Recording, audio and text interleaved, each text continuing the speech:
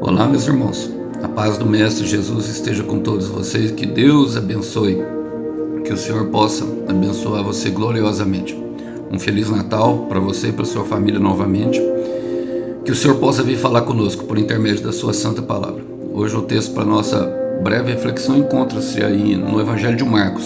Capítulo 5, eu vou ler a partir do verso 36. Diz assim: Jesus, porém, ouviu essas palavras e disse a Jairo: não tenha medo, apenas creia. Eu quero repetir: não tenha medo, apenas creia. Não tenha medo, apenas crê. Crê somente. Se crê, verás a glória de Deus. Então Jesus deteve a multidão e não deixou que ninguém o acompanhasse, exceto Pedro, Tiago e João, irmão de Tiago. Quando chegaram à casa do líder da sinagoga, Jesus viu um grande tumulto com muito choro e lamentação. Então entrou e perguntou: por que todo esse tumulto e choro?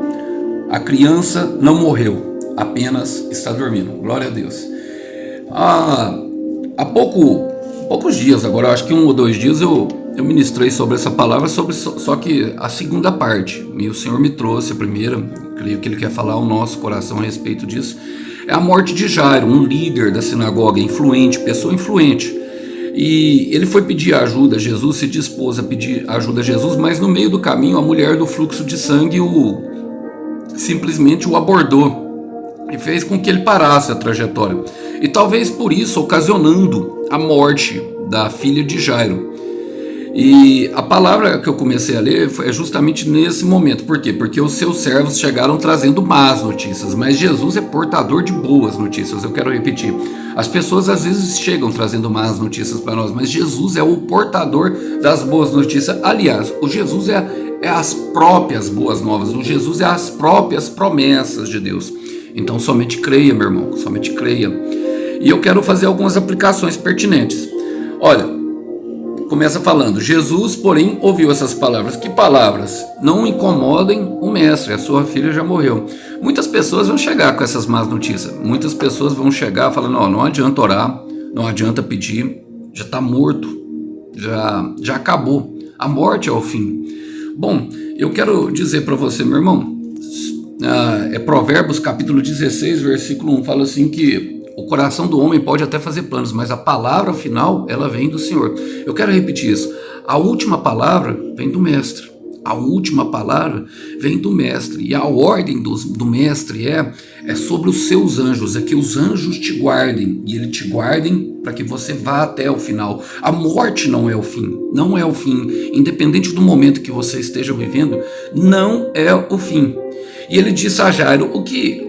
eu falei sobre isso e creio que é pertinente também para esse momento. O nome Jairo, a etimologia da palavra, significa iluminado, ou aquele que Deus desperta. E Deus tem despertado corações, sabe, nesses vídeos, em outros vídeos, para a verdadeira essência da vida, que é justamente o Senhor Jesus. Buscai primeiro o reino de Deus. E muitas pessoas precisam disso. Não entenderam o sentido da vida. Então ele vem como despertar. E qual que é a palavra? Não tenha medo. Irmãos, sempre quando nós nos colocamos numa situação muito difícil, o nosso coração ele é tomado de insegurança e medo. Às vezes o pavor nos leva à desesperança e o desespero. E o Senhor não tem isso para nós. O Senhor não quer. A palavra, alguns teólogos falam que o não tenha medo existe 365 vezes escrito na Bíblia, um para cada dia do ano. Eu particularmente nunca parei, não sei se é verdade, é o que falam por aí, é o que nós vemos, mas se há algo que o Senhor bate bastante na tecla é para que nós não tenhamos medo. Agora, o medo, ele não é real, embora dentro do nosso coração ele manifeste tudo como nós pensamos, exteriormente se torne. Então nós acabamos por sofrer 2 vezes. Sofremos por antecipação e às vezes sofremos se acontecer. A verdade é que a maioria das vezes que aquilo que nós temos medo nem acontece. Você já parou para perceber? Então o medo não é real. O medo é uma ilusão da nossa mente. Não se iluda com medo. Isso quer dizer que nós não sentiremos? Não, Alisson. Não, irmãos. Sentiremos sim. Nós sentiremos o medo, mas a coragem, ele faz nós avançarmos por cima do medo. Em Josué 1, versículo 9, Deus diz a Josué: não te ordenei eu, Josué, que seja forte e corajoso? É justamente a força e a coragem que encontramos em Cristo que nos faz avançar sobre o medo. E ele fala para Jairo: apenas creia. E talvez você esteja num momento de dificuldade, irmão. Num momento de dificuldade, minha irmã. Talvez você esteja sobre cadeira de rodas, passando pelo dia mal. O dia mal ele chega sem avisar, mete o pé e entra na porta sem pedir licença. E nesse momento nós vemos tudo desabando. É o esposo, a esposa que vai embora, é o filho, a filha que vai presa, sabe? É a menina que foi abusada e não consegue esquecer da cara do abusador. E muitas coisas nos levam a isso. Aí entramos em depressão, entramos num quarto escuro e achamos que a vida acabou. Mas Deus está dizendo: apenas creia. E o nosso papel é crer. Creia que o Filho de Deus, nem a morte o pôde parar. E é por isso que é imprescindível que nós creiamos que ele ressuscitou dos mortos. Nem a morte o pode parar. O teu problema é pequeno para Deus. Eu quero repetir: o teu problema é pequeno para Deus. O problema do irmão Alisson é pequeno para Deus. Apenas creia. João 11:40. Se creres, verá a glória de Deus. Olha, então fala assim: então Jesus deteve a multidão e não deixou que ninguém acompanhasse. Irmãos, Jesus não se preocupe com o que os outros falaram. Jesus se responsabiliza por justificar. Jesus se responsabiliza por deter a multidão. A multidão ela também é problema de Jesus. Jesus se responsabiliza por todas as áreas. Talvez você esteja preocupado com o que os vizinhos vão falar, com o que o pessoal do trabalho vai falar, com o que os outros vão achar diante da sua dificuldade. Talvez você esteja afundado em uma tristeza profunda e as pessoas estejam pensando que é pecado. Bom, aqui a palavra não fala nada que é pecado, apesar da morte ser referida como o salário do pecado. Bom, e nós não podemos falar isso porque a palavra não fala nada. Eu até faço algumas analogias, mas não posso afirmar com toda certeza. Eu gosto de um versículo que está em Atos capítulo 5, no versículo 38, eu vou ler para vocês. Pedro e João, eles pregaram no templo e os fariseus começaram a ensinar. E eles foram presos durante um momento. E um anjo do Senhor veio e os livrou. Não abrindo a porta do cárcere, mas, pelo que parece, teletransportou eles por entre as paredes, assim como Jesus entrou na casa dos discípulos. E quando os soldados foram lá buscar Pedro, não encontraram ninguém. Eles estavam ensinando no templo, fazendo aquilo mesmo. E os fariseus, a palavra fala que eles se encheram de inveja. E as pessoas se enchem de inveja, se enchem de fofoca, e tudo que elas querem fazer, a multidão, é nos detonar mais ainda, já do que nós estamos passando por um processo dificílimo. Mas olha só, Deus levantou um mestre lá, Gamaliel, que era o líder de Paulo, que era fariseu também. Olha o que ele fala entre eles. Fala assim, ele dá o exemplo de algumas rebeliões que foram fracassadas. E aí no final ele fala assim, no versículo 38. Portanto, neste caso, eu os aconselho: deixe esses homens em paz e soltem-nos. Se o propósito ou a atividade deles for de origem humana, fracassará. Se proceder de Deus, vocês não serão capazes de impedi-los, pois acharão lutando contra Deus. E essa é uma verdade relatada em Isaías 43, versículo 13. Agindo eu, quem impedirá? Irmãos, nós não nos devemos nos meter em assunto de Deus, porque muitas vezes Deus tira para um particular, e foi justamente isso que aconteceu. Ele chamou Jairo a um particular, ele queria despertar Jairo para que acontece. E muitas vezes as coisas vão ficar ruins nesse momento. Às vezes vai morrer gente, às vezes Jesus deixa chegar ao ponto de morrer. Por quê? Para nós crermos. Nós cremos o que os nossos olhos veem. Muita gente só crê o que vê. É muito difícil ter o bem-aventurado de João capítulo 20, versículo 19, sabe? Bem-aventurados os que não viram e creram. Olha, mas ele deixou alguns ir, exceto Pedro, Tiago, João e Tiago. Exceto Pedro, Tiago e João, irmão de Tiago. É os 3 apóstolos, é o círculo íntimo de Jesus. É necessário que nós tenhamos um círculo íntimo, irmãos, no momento de dificuldade, separar pessoas que são de confiança. Esses mesmos homens foram os primeiros separados por Jesus. Olha, a palavra em Marcos 3, no versículo 16, fala que ele escolheu os 12 apóstolos. E adivinha quem foi os primeiros? Olha, estes foram os 12 que ele escolheu. Simão, a quem ele chamou Pedro, Tiago, João e filho de Zebedeu. aos quais deram o nome de Boárgenes, que significa filhos do trovão. Irmãos, perceba que eles não eram exemplares, eram intempestivos, né? Filho do trovão, Pedro tinha a boca ligada no cérebro e o cérebro ligado na boca, falava o que pensava. Nós vemos isso muitas vezes quando ele fala que Deus é o Cristo do Filho de Deus vive, depois fala para ele que ele não morreria, que ele morreria no lugar. E Tiago e João muitas vezes querendo orar para que caísse fogo do céu, mas mesmo assim Jesus os escolheu, Jesus acreditava neles. E mais do que isso, é necessário que nós tenhamos pessoas perto de nós a qual nós possamos ensinar e possamos também aprender com essas pessoas. Nós não estamos aqui somente para ensinar, mas também aprender. E nem sempre essas pessoas vão ser perfeitas. Aliás, perfeição só encontramos em Jesus. É importante nós sabermos disso. Então é importante nós termos perto de nós. E perceba que não eram nem pessoas da família. Família não é só sangue, meu irmão. Família é sintonia. Eu quero repetir, família não é sangue. Família é sintonia. Família não é sangue, família é sintonia.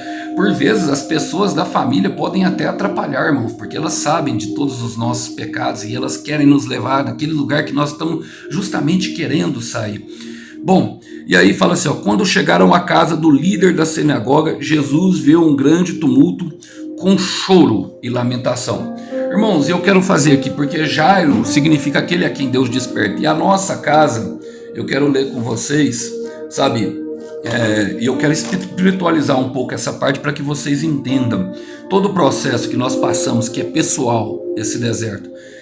Esse versículo está justamente em 1 Coríntios capítulo 6, no versículo 19. Logo depois que Paulo dá uma exortação para as pessoas fugirem da imoralidade sexual, ele fala assim, acaso não sabem que o corpo de vocês é santuário do Espírito que habita em vocês?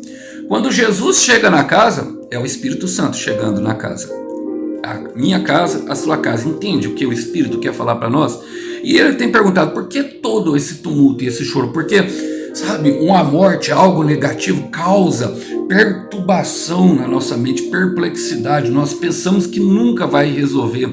Sabe, muito choro, muita coisa ruim e os pensamentos ruins começam a tomar conta da nossa mente. De cada 10 pensamentos que temos, 11 é ruim. E o Senhor está dizendo, não tenha medo, pequeno rebanho, apenas creia. Apenas creia. Se essa é a tua realidade, sabe, não precisa chorar. Eu gosto de Lucas capítulo 21, versículo 4, quando Maria Madalena vai, logo depois que Jesus morre, ao túmulo com as especiarias, e ela chega chorando porque ela perdeu o mestre. Os dois anjos, os dois varões de vestes resplandecentes, por que choras, mulher? Porque buscai dentre os mortos aquele que vive. Irmão, talvez a sua realidade, minha irmã, seja de morte, seja de depressão, seja de ansiedade. Talvez você esteja em cama, talvez você esteja internado num quarto do hospital, ouvindo essa mensagem, e talvez a sua realidade não condiz com o cenário que lá fora no Brasil impera nesse momento de festividade. Bom, eu quero que você saiba, não deixe que isso crie tumulto no teu coração, porque choras, pequeno rebanho, sabe? Apenas creia, porque buscai dentre os mortos aquele que vive, já vive, sabe? Você agora passa pelo processo, mas o que Deus tem para você excede, sabe? Excede todo o entendimento, excede todo o seu entender.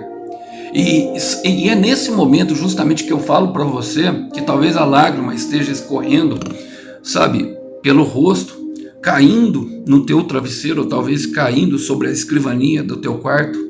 E essa lágrima, ela não está, sabe, no story do Instagram e nem nos vídeos do TikTok, porque lá nós só vemos alegria. Mas todas as pessoas passam por esses momentos que agregam bastante alegria em nosso coração quando nós vamos experimentar alegria. Por quê? Porque nós conhecemos a profunda tristeza.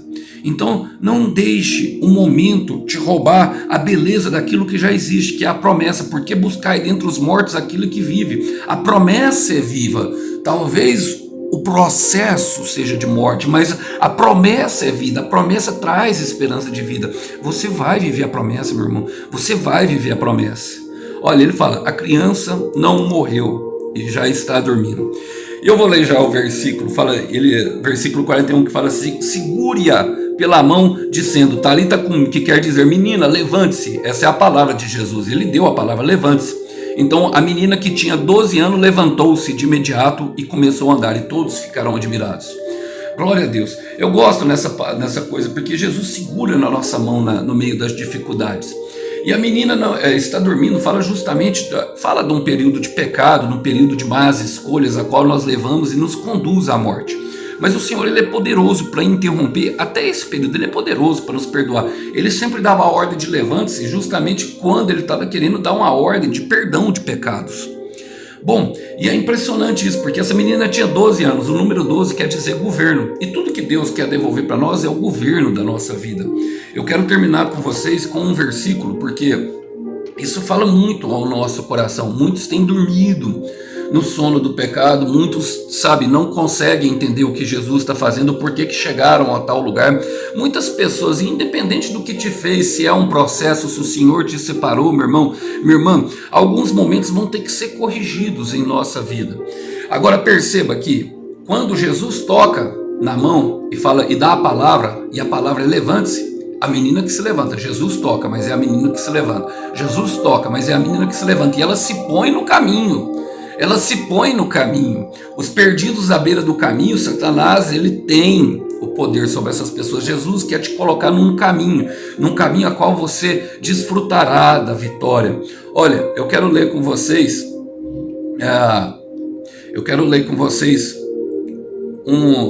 um versículo que está em Isaías capítulo 25, versículo 8. Diz assim, ele engolirá a morte para sempre.